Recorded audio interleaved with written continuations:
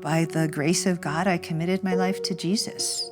And I realized that I wanted to not be a lesbian, but I was afraid to really pray that the Lord would, make me a godly wife to a godly husband? And so I started, with all of my butch haircut and my piercings and all the craziness, I actually started praying that because I realized I did want that. I actually did want that. I mean, I was, as my friend Becky said, I was quite terrified at the thought of childbirth, and who wouldn't be? I really did want whatever God wanted for me, but I didn't see myself single. I didn't feel, by any stretch of the imagination, nothing in the Bible that talks about singleness was matched up with my personality. And so I prayed that the Lord would make me a godly woman, and that meant that he would make me the godly wife of a godly man. And that sounded like the craziest prayer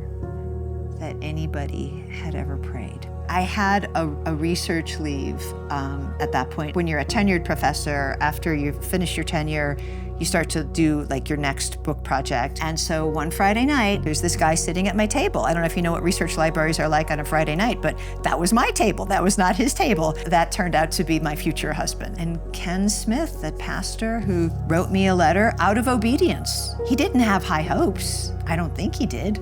He ended up being the person who walked me down the aisle when I married my husband. Kent and I have been married for 23 years. We have 4 children and 1 grandson.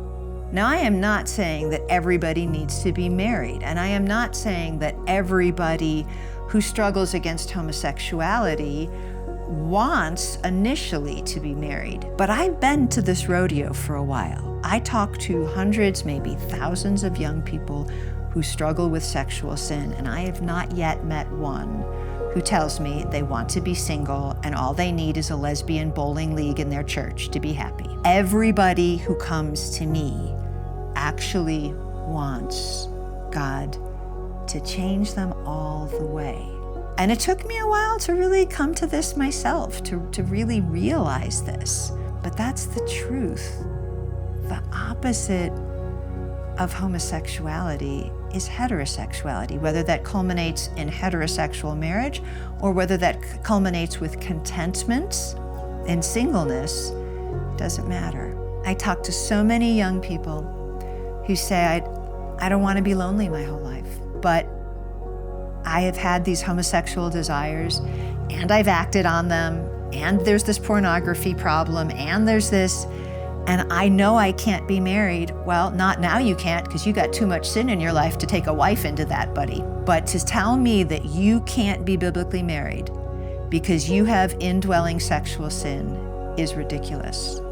Guess what? Your parents had some indwelling sin of some kind. I know it because they live on planet Earth. So what you need to do is take your sin seriously. Nobody talks about praying the gay away. You own it and you kill it. And then you get up and you do it again. And it is true that Satan will get tired of you. And the Lord will equip you to do whatever he wants you to do. Does he want you to be a husband and a father? Then he will allow you to do that.